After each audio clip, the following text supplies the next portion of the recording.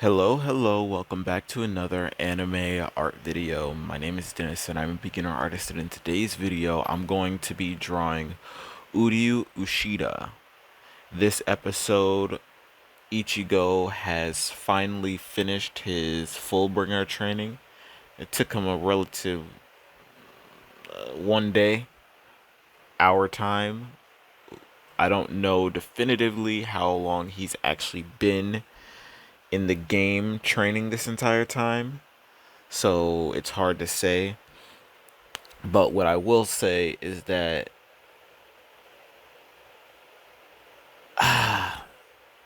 this episode, I I haven't done it as much skipping as I did in this episode.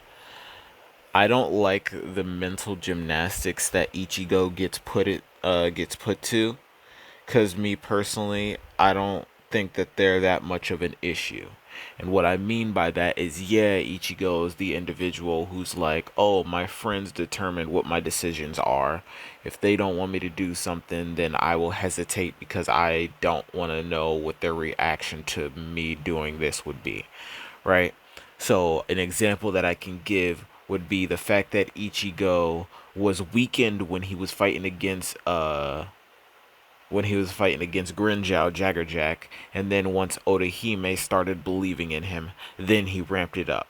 But he didn't ramp it up before because he looked at her and he saw that she thought he was a monster, right? So his decisions in battle were based off of her. He's like, oh well, it doesn't matter how much I try to protect her, so she'll still think that I'm a monster. So it doesn't matter if I win or lose this battle, right? That was his mentality for that fight. So that example goes to this, right? This episode where, hey, your sister's at the house with this dude that you know is bad, but they don't know is bad. And you hit him in the face, right? Which is justified. And then now they're talking at you like, "Hey, what are you doing? Why are you acting so crazy?" right? And uh after that, everybody is like, freaking out about it.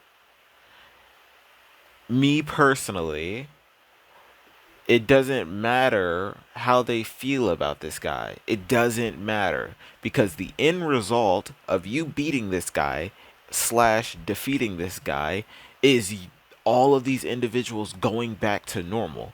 That's the default, right? That's what would happen. So beat this guy, and then you'll get what you want. It makes no sense for you to like hesitate and falter when this dude is in your house and then you run away from your own house. That doesn't make sense because as far as you're concerned, your family and your friends are not safe with this dude because you know what this dude is capable of.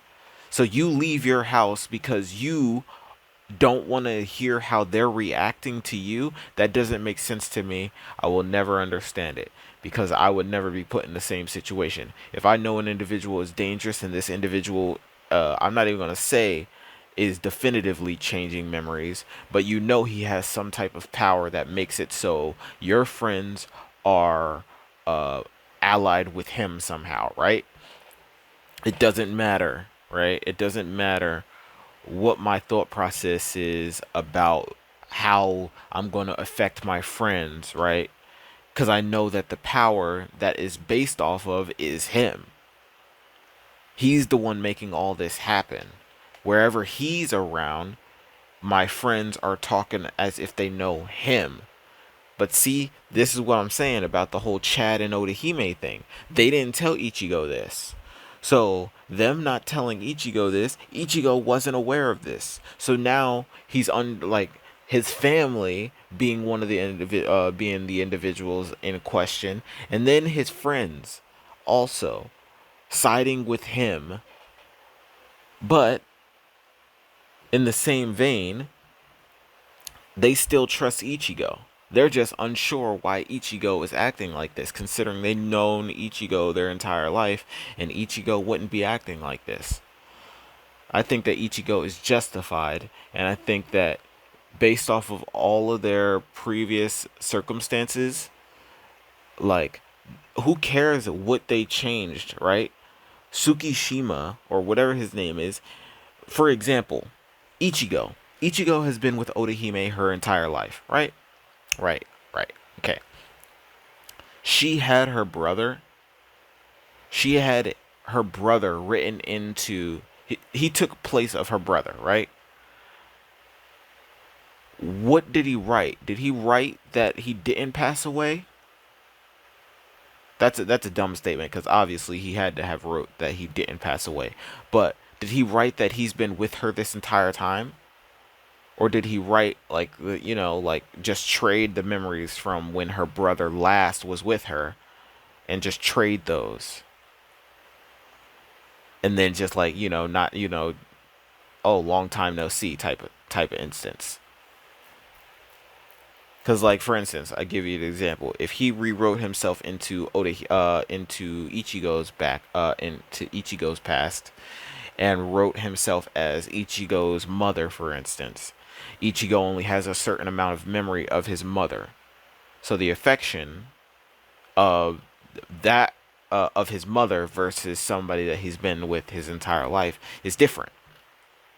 Even though most times in anime, the person that you had the least is the person that you care about the most compared to the people that you've known the longest, right?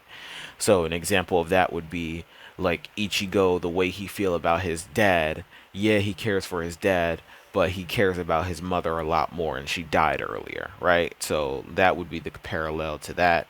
And it isn't just that, right? Like, I can name other characters that that same like logic would apply to. So uh, yeah, let's get into this. Don't you see? Time ticks and decays, never to return, never to feel whole. Isn't it so easy to lose yourself in time, to draw a finish line, to give yourself to one beyond what's good and bad? It kills me not to know.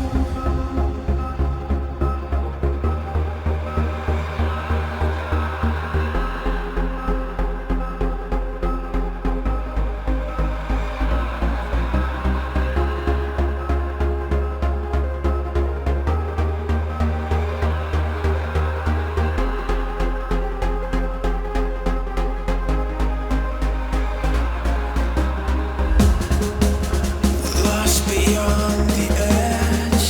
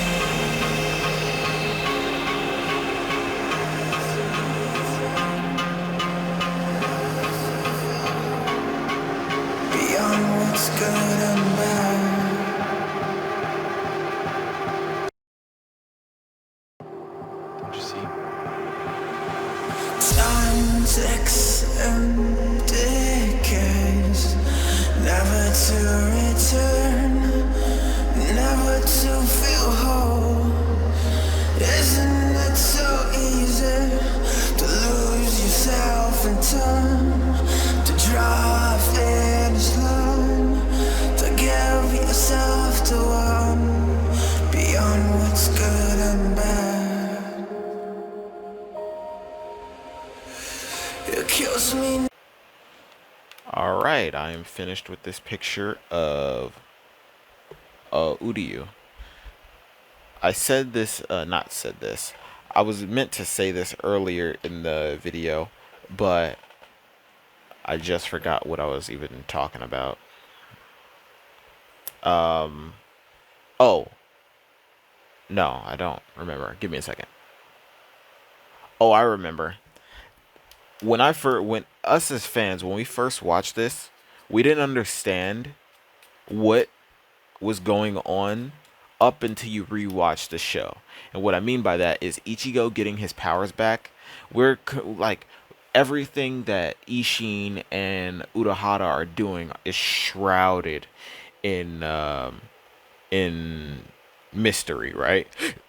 But if you think about it, once we see them and they're like, "Oh, you can take away your son's future. Are you sure you can do this?" Blah blah blah, right? And he's like, "Yeah," or "Oh, don't make me change my mind," right?